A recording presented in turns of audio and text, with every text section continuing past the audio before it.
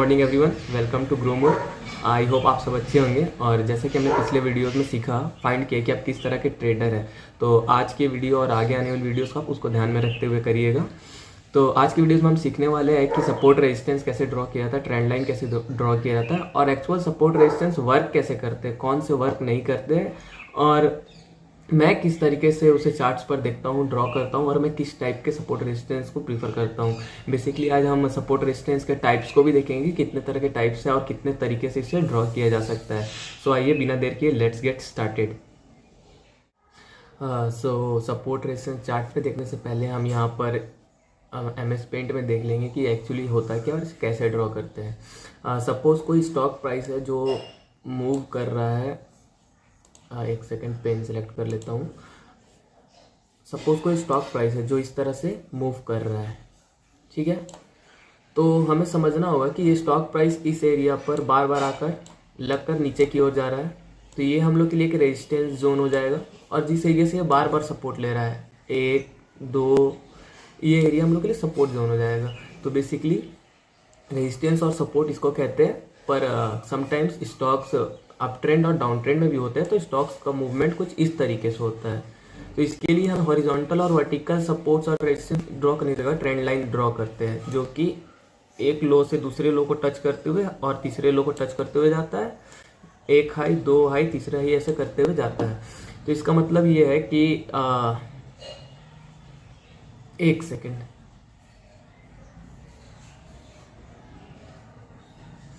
तो यहाँ पर आप समझ गए सपोर्ट और रेजिस्टेंस किसे कहते हैं। और इसे और अच्छी तरीके से समझने के लिए हमें पहले जानना होगा कि हायर हाइज और हायर लोस क्या होता है। जब कोई भी स्टॉक अप ट्रेंड में होता है तो वो पहले ऊपर की ओर जाएगा, फिर नीचे आएगा, पर जो ये डाउन मारेगा ये इसके प्रीवियस लो को नहीं ब्रेक करेगा, और ये फिर वापस इसको ऊपर जाएगा और न्यू हाई को, प्रीवियस हाई को तोड़ते हुए नया हाई बनाएगा। तो ऐसे करके स्टॉक्स अप ट्रेंड में जाते हैं, तो इस हाई को बोलेंगे, लो को बोलेंगे लोअर लो, और इस लो को बोलेंगे लोअर लो, और ये हायर हाई, हायर हाई, ठीक है। तो ये हायर हाई को हायर हाई से कनेक्ट करेंगे अप ट्रेंड में, लोअर लो को लोअर लो से करेंगे डाउन ट्रेंड में। और इसी के अपोजिट अगर स्टॉक्स डाउन ट्रेंड में है तो क्या करेंगे, लोअर लो को लोअर लो से कनेक्ट करेंगे, हायर हाई को हायर हाई से कनेक्ट करेंगे। ये बेसिक एक कॉन्सेप्ट मैंने आपको बता दिया कि ट्रेंड लाइन और सपोर्ट कैसे चार्ट में ड्रॉ करना है। चलिए चार्ट्स में चलते हैं और वहां जाकर देखते हैं कि कैसे ड्रॉ करना है।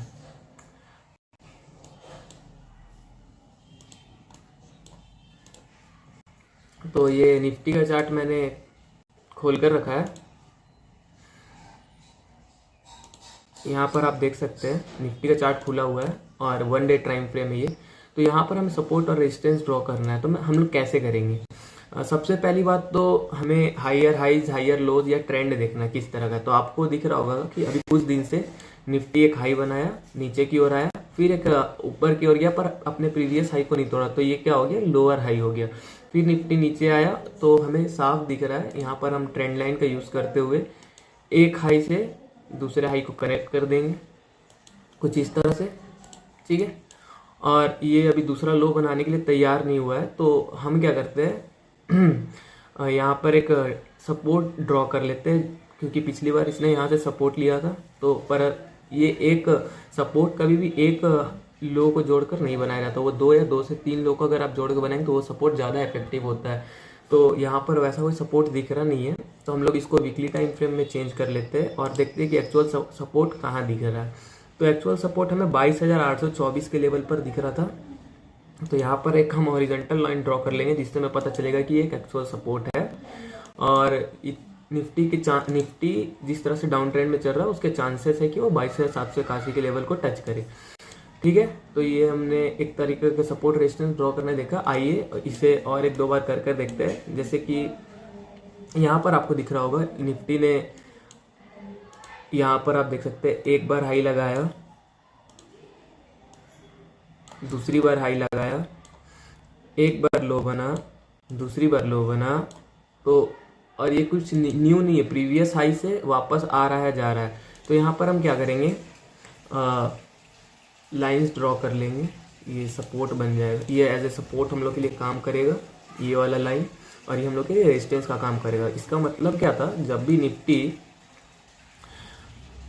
निफ्टी इस जोन में ट्रेड कर रहा होता तो जब भी वो ऊपर की ओर इस रेजिस्टेंस पास होता तो हम सेल के लिए प्लानिंग करते, और जब भी नीचे इस सपोर्ट के पास होता तो हम बाई के लिए प्लानिंग करते। कुछ और एग्जांपल्स देख लेते हैं।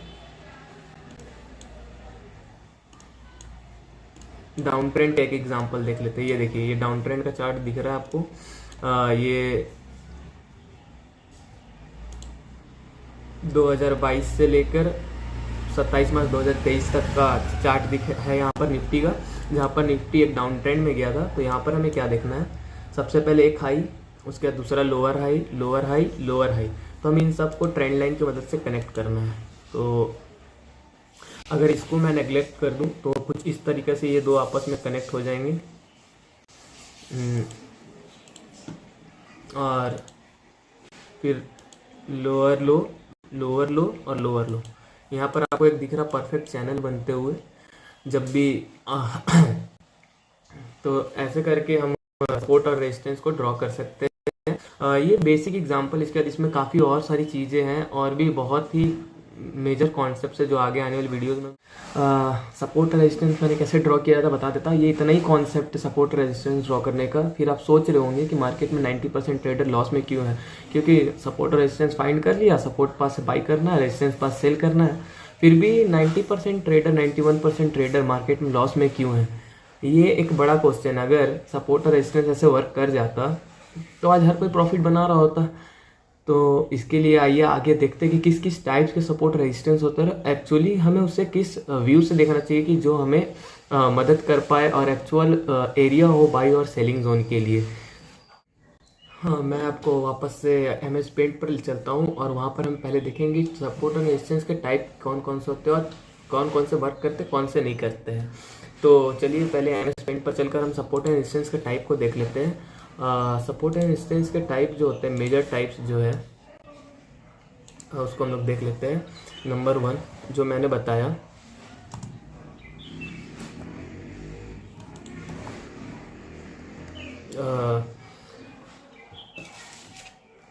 Horizontal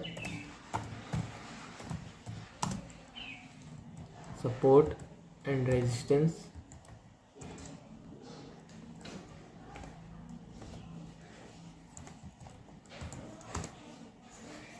trend line,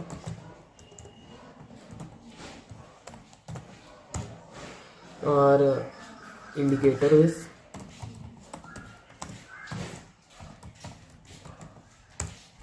Fibonacci, volume base,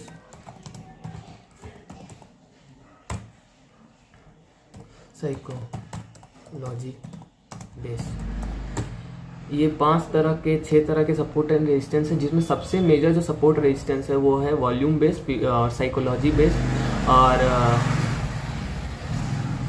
गाड़ी पार होते रहता है, क्या कर सकते हैं। साइकोलॉजी बेस और वॉल्यूम बेस और फिबोनाची, ये 3 तरीके के मैं यूज़ करता हूँ पर्सनली। और मुझे लगता है कि इन सब में सबसे जो एक्टिव और सबसे स्ट्रॉन्ग जो होता है वो होता है वॉल्यूम बेस। तो इसको आगे हम लोग समझते हैं कैसे। सबसे पहले हम लोग हॉरिजॉन्टल हम लोग देख लिया, ट्रेंड लाइन हम लोग ने देख लिया, इंडिकेटर बेस्ड स्टॉप लॉस के ट्रेंड लाइन के बारे में हम लोग समझ लेते हैं ये होता क्या। तो आइए हम चार्ट पर वापस चलते हैं। यहाँ पर आप देख सकते हैं कि सपोज कि यहाँ आप देख सकते हैं मैंने CC का चार्ट खोला है, 30 जनवरी का फुट है ये। इसमें आप देख सकते हैं कि ये मेरा मूविंग एवरेज है 44 मूविंग एवरेज। मैं पर्सनली 44 मूविंग एवरेज यूज़ करता हूँ। ये 44 मूविंग एवरेज है। यहाँ पर आप देखिए जब भी प्राइस जो है घूम कर इस मूविंग एवरेज के पास आ रहा है, वहाँ से एक शार्प शूटअप दे रहा है। ठीक है, ये 1 हो गया, 2 हो गया। और अगर इसका अपोजिट में देखें, और ये सेम रेजिस्टेंस की तरह भी वर्क करता है। अगर आप देखेंगे तो ये ठीक है मूविंग एवरेज के पास से नीचे की ओर जा रहा है। यहाँ भी आप देखिए सेम मूविंग एवरेज को क्रॉस किया, इस एरिया पर इसने रेजिस्टेंस लिया, यहाँ से नीचे की ओर गया। तो निफ्टी को भी हम लोग देख सकते हैं। यहाँ पर तो मैंने ड्राइंग कर रखा है, आप अभी देख सकते हैं। ये देखिए यहाँ पर प्राइस मूविंग एवरेज के पास आया, यहाँ सपोर्ट लिया, यहाँ से ये ऊपर गया। और जब इसने मूविंग एवरेज को तोड़ा, यहाँ पर रेजिस्टेंस फेस किया, उसके बाद यहाँ से ये नीचे की ओर गया। मैंने मूविंग एवरेज का सिर्फ ये एक एग्जांपल देकर बताया कि कैसे इंडिकेटर सपोर्ट और रेजिस्टेंस सब वर्क करता है, पर आप क्या करिएगा, कई सारे इंडिकेटर्स जो आपको पसंद है उस हिसाब से आप इंडिकेटर्स को यूज़ कर सकते हैं। बहुत लोग मैकडी को इंडिकेटर्स की तरह सपोर्ट रेजिस्टेंस की तरह यूज़ करते हैं, पिवट पॉइंट्स, बॉलिंजर बैंड्स, उन सब को आप यूज़ कर सकते हैं। सो आप ये आपके ऊपर कि आप किस इंडिकेटर में अच्छे, किस इंडिकेटर की समझ आपको अच्छी है, तो आप उस इंडिकेटर को अपने सपोर्ट एंड रेजिस्टेंस की तरह यूज़ कर सकते हैं। और आपको दोस्त एक बात समझनी होगी कि यहाँ मार्केट में कोई भी पका पकाया खीर नहीं है, ये सब आप ही को करना है। किसी एक इंडिकेटर पर मास्टरी करिए, उस पर देखिए कि किस किस लेवल पर, किस किस सिचुएशंस पर सपोर्ट लेता है और रेजिस्टेंस लेता है, कब वो ज़्यादा सक्सेसफुल होता है, कब वो कम सक्सेसफुल होता है। तो इस तरह से आप क्या कर सकते हैं, अपना एज डेवलप कर सकते हैं। तो ये हो गया indicator based support and resistance. आइए इसके बाद नेक्स्ट कौन सा हम लोग का है वो हम लोग देखते हैं। इसके बाद हम लोग बात करते हैं फिबोनाची रिट्रेसमेंट, जिसको हम सपोर्ट रेजिस्टेंस की तरह यूज़ करते हैं। फिबोनाची रिट्रेसमेंट जो होता है ये सिर्फ रिट्रेसमेंट कितना स्टॉक्स रिट्रेस करेगा उसके लिए नहीं होता है। इसमें हमें ये भी पता कर सकते हैं। फिबोनाची समझने से पहले हमें समझना होगा फिबोनाची एक्चुअली होता है क्या और ये बनता कैसे है।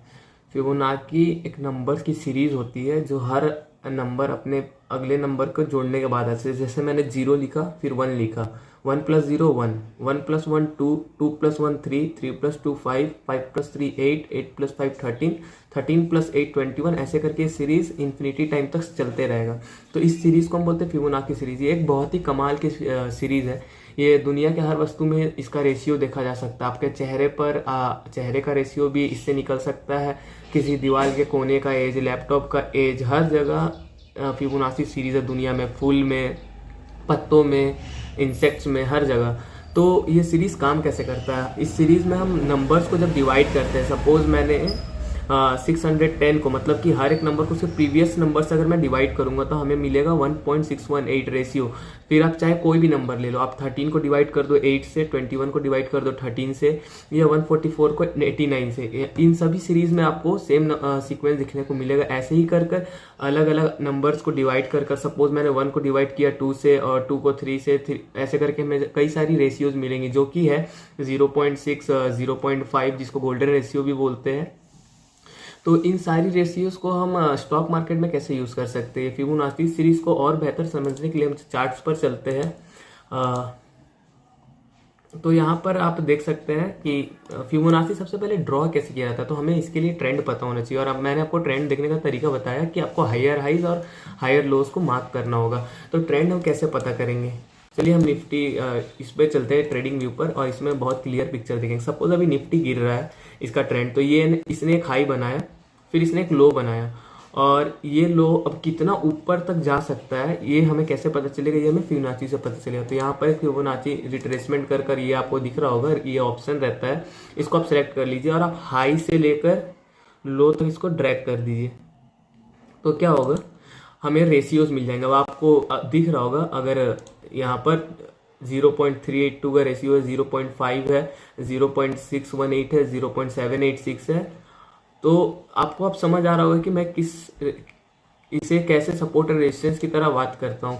देखिए आप इधर देख सकते हैं कि इसने निफ्टी ने इतना बड़ा रिट्रेसमेंट दिया और एग्जैक्ट 0.5 के लेवल से ये घूम रहा है, मतलब ये इसके लिए सपोर्ट रेजिस्टेंस लेवल हो गया। तो मैं स्टॉक्स में फिबोनाची को काफी यूज करता हूँ, फिबोनाची को एज ए सपोर्ट और रेजिस्टेंस की तरह देखता हूँ। यहाँ पर आप देख रहे हैं 0.5 के लेवल पर एग्जैक्ट इसे ये मुड़ा हुआ, आप इसे कहीं भी देख सकते हैं। मोस्ट ऑफ द टाइम्स ये सही होता है, क्योंकि दुनिया हमें हर चीज गणित ही है, मैथ ही है हर जगह। सपोज मैं इस ट्रेंड को देख लेता हूँ, यहाँ पर निफ्टी नीचे की ओर गया, एक हाई बनाया, तो कितना ऊपर जा सकता था मैं इसको देख लेता हूँ। तो मैं क्या करता हूँ, यहाँ पर वापस से फिबोनाची रिट्रेसमेंट लेता हूँ, हाई से लो को कनेक्ट कर देता हूँ, और आपको मैं इसका थोड़ा सेटिंग चेंज करता हूँ ताकि आपको क्लियर पिक्चर दिख सके। मैंने 3 रेशियोज को यहाँ रहने दिया है, 0.382, 0.5 और 0.618। आप देख सकते हैं निफ्टी का प्राइस गिरने के बाद इसने यहाँ पर लो बनाया, और ये लो से जब ऊपर आने लगा तो ये एग्जैक्ट 0.5 और 0.6 के लेवल के बीच से बहुत बड़ा रिट्रेसमेंट दिया है। ऐसे आप हर जगह देख सकते हैं। अगर मैं अब ट्रेंड की बात करूं तो यहाँ पर निफ्टी ने एक ब्रेकआउट दिया है और यह यहाँ से निकल गया काफ़ी ऊपर से। तो अभी आप बोल रहे हो कि ये तो 0.5 के लेवल तक आया ही नहीं, तो हर बार ऐसा नहीं होता। देखिए हम लो से, अगर अप ट्रेंड है तो लो से हाई की ओर कनेक्ट करना है, डाउन ट्रेंड है तो हाई टू लो कनेक्ट करना है। तो मैंने इसको कनेक्ट कर दिया। अब आप देखेंगे ये जो प्राइस है ये एग्जैक्ट किस लेवल से 0.382 से मूव करिए। इसका मतलब रिट्रेसमेंट बहुत कम हुआ, जिससे हमें ये समझ आता है कि यहाँ पर जो बायर्स है काफ़ी स्ट्रांग है और काफ़ी इंटरेस्ट दिखा रहे हैं इस प्राइस पर, इसको ऊपर ले जाने के लिए। तो आपको क्या करना है, हमेशा आपको ये चीज़ याद रखनी है कि जब भी डाउन ट्रेंड हो तो आपको ड्रॉ करना है लो, हाई टू लो,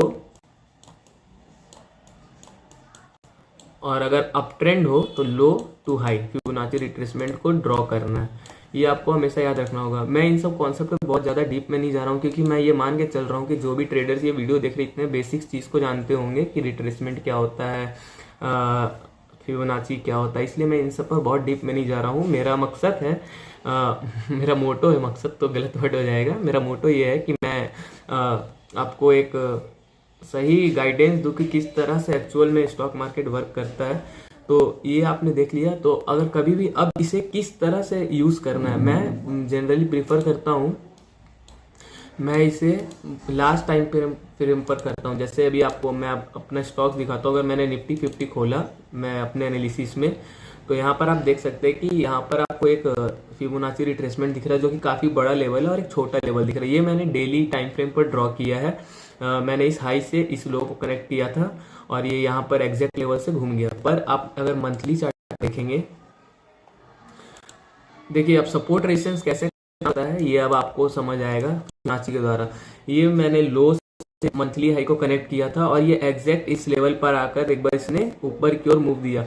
मुझे तो पता ही नहीं था सर, किसी इंडिकेटर बिना, किसी प्राइस फ्लो के बिना हेल्प के मैंने यहाँ पता लगाया कि यहाँ पर एक सपोर्ट जोन हो सकता है और ये बहुत बड़ा सपोर्ट जोन है। अगर निफ्टी आने वाले समय में इस सपोर्ट जोन को तोड़ते हुए नीचे की ओर आएगा तो हमें 22,400 और उसके बाद 21,600 के लेवल्स देखने मिल सकते हैं। और अगर यहाँ पर उसने कंसोलिडेट करके एक ब्रेकआउट दिया तो फिर हमें निफ्टी 2025 में 26,000 और 27,000 जाते हुए भी देख सकता है। सो ये इतना आपको समझ आ गया होगा कि फिबोनाची रिट्रेसमेंट कैसे काम करता है, कैसे सपोर्ट और रेजिस्टेंस की तरह उसे हम देख सकते हैं, ना कि केवल रिट्रेसमेंट की तरह। और जो व्यूवर्स को रिट्रेसमेंट के बारे में नहीं पता है, मैं शॉर्ट्स बनाकर डाल दूंगा, आप उसमें देख लीजिएगा कि रिट्रेसमेंट होता क्या है। आगे हम बात करेंगे अपने next support and resistance type पर, जो कि है हमारा साइकोलॉजिकल और वॉल्यूम बेस्ड सपोर्ट रेजिस्टेंस। सो ये कॉन्सेप्ट बहुत ही वास्ट कॉन्सेप्ट है। वॉल्यूम के जो कॉन्सेप्ट्स होते हैं वो बहुत वास्ट होते हैं। तो वॉल्यूम के कॉन्सेप्ट के ऊपर मैं वॉल्यूम एनालिसिस वाली वीडियो में और बात करूंगा, पर तब तक के लिए हम यहाँ देख लेते हैं कि कैसे वॉल्यूम के बेसिस पर हम सपोर्ट और रेजिस्टेंस ड्रॉ करते हैं। सपोज मेरा ये डेली चार्ट है और मैंने नीचे ये वॉल्यूम मेरा दिख रहा है, तो मैं क्या करूँगा, जिस जगह वॉल्यूम ज़्यादा आई है उस एरिया को मैं मार्क करूँगा। जैसे इस एरिया पर आप देख रहे हैं एवरेज से ज़्यादा वॉल्यूम आई है, तो मैंने इस एरिया को मार्क कर दिया। और उसके बाद अगर आप फिर देखेंगे इस एरिया पर वॉल्यूम ज़्यादा आ रही, मैंने इस एरिया को मार्क कर लिया, ठीक है। और अब ये एरिया को मैं एज ए सपोर्ट और रेजिस्टेंस जोन की तरह ट्रीट करूंगा। इसका क्या मतलब है कि अगर प्राइस इन दोनों लेवल्स के बीच में है तब तक मैं ट्रेड नहीं करूंगा, ये मेरे लिए कंसोलिडेशन जोन हो जाएगा। और जैसे ही प्राइस इन दोनों लेवल्स के बीच से या तो नीचे की ओर या तो ऊपर की ओर निकल जाए, या तो नीचे की ओर या तो ऊपर की ओर निकल जाए, तो मैं बाई और सेल का प्लानिंग करूंगा। सो वॉल्यूम्स क्या होते हैं ना, एक्चुअली में वॉल्यूम्स बताते हैं कि कौन सा लेवल स्ट्रांग है। अभी तो मैंने ये सपोर्ट जो नीचे में ड्रॉ किया हुआ है, ये 3 यहाँ पर लोज बने और मैंने इसको कनेक्ट किया और सपोर्ट बना दिया, पर ये कितना वैलिड है कैसे पता चलेगा, मुझे इसकी कोई वैलिडिटी की पता नहीं। पर यहाँ पर जो वॉल्यूम स्पाइक आया है ऊपर में इस लेवल पर, जहाँ पर मैंने ये वाला ड्रॉ किया ये, तो यहाँ पर ये मुझे पता चल रहा है कि बड़े प्लेयर्स जो काफी ज्यादा वॉल्यूम के साथ इधर एंट्री लिए थे। इसका क्या मतलब होता है, बड़े प्लेयर्स जब भी एंट्री लेते हैं तो शॉर्ट टर्म के लिए बेसिकली लेते हैं, लेकिन लॉन्ग टर्म के लिए उनका पोजीशन बहुत बड़ा होता है। तो यहाँ पर इसका मतलब कि वो है, और जब भी प्राइस इस लेवल के आसपास आएगा तो वो यहाँ से रिएक्ट करेंगे। तो ये हमारे लिए एक काफी रेलिवेंट जो होता है सपोर्ट रेजिस्टेंस जोन हो जाता है, क्योंकि मैं तो फिबोनाची और वॉल्यूम वाली सपोर्ट रेजिस्टेंस को मिलाकर अच्छे स्विंग ट्रेड्स पिक करता हूँ। और अगर आप इंट्राडे ट्रेडर है तो आप सेम चीज ऐसे 1 आवर टाइम फ्रेम या 15 मिनट टाइम फ्रेम पर जाकर कर सकते हैं। आप गए 15 मिनट टाइम फ्रेम पर सपोर्ट आप गए और आप यहाँ पर आप वॉल्यूम एनालिसिस पहले करेंगे कि वॉल्यूम किस किस जगह पर स्पाइक किया। तो आप देख सकते हैं मुझे दिख रहा है कि इस एरिया पर वॉल्यूम स्पाइक किया है, तो मैं इस एरिया पर उस चार्ट कैंडल के पास लाइन ड्रॉ करूंगा। फिर इस एरिया पर तो सेम एरिया है दोनों, और उसके बाद अभी तक कहीं स्पाइक नहीं किया, मतलब कि ये अब मेरे लिए एक रेजिस्टेंस जोन बन गया है। देखिए मैंने क्या किया, मैंने किसी भी लोस को कनेक्ट नहीं किया, पर ये आपस में आपको दिख रहा होगा 2 लोस के पास अपने दिख रहा है। इसका मतलब क्या है कि अभी भी सेलर्स, जब भी ये जो निफ्टी का प्राइस चल रहा है, जब तक 23,534 से ऊपर नहीं निकलता है, यहाँ पर अभी भी सेलिंग के लिए अपॉर्चुनिटीज है और सेलर्स बैठे हुए हैं। तो ये इनके लिए एक रेजिस्टेंस जोन हो गया। अब इसी को सपोर्ट की तरह देखें तो सपोर्ट हमें कहाँ मिला था, पिछला सपोर्ट यहाँ पर आप देखेंगे इस एरिया पर एक और सेलिंग जोन बना था, क्योंकि जहां भी ये एरिया आपको दिख रहा होगा जहां पर 2 बड़े कैंडल्स आए हैं, इस एरिया को अगर मैं ड्रॉ कर दूं, ये इस एरिया के पास लाइन आएगा और आप देख रहे होंगे कि ये एरिया एक रेजिस्टेंस की तरफ काम करने लगा। यहाँ पर काफी देर तक स्टॉक्स रुके, फिर वहां से नीचे की ओर गए। फिर जब जैसे इसने इसको तोड़ा तो एक ऊपर की तरफ हमें ट्रेंड देखने को मिला, और उसके बाद अगेन जैसे इसने सपोर्ट को तोड़ दिया, ये नीचे की तरफ बन गया। और दोस्त वीडियो में मैं आपको एक और काफ़ी इंपॉर्टेंट चीज़ बताना चाहूँगा कि सपोर्ट और रेजिस्टेंस आपस में चेंज होते हैं।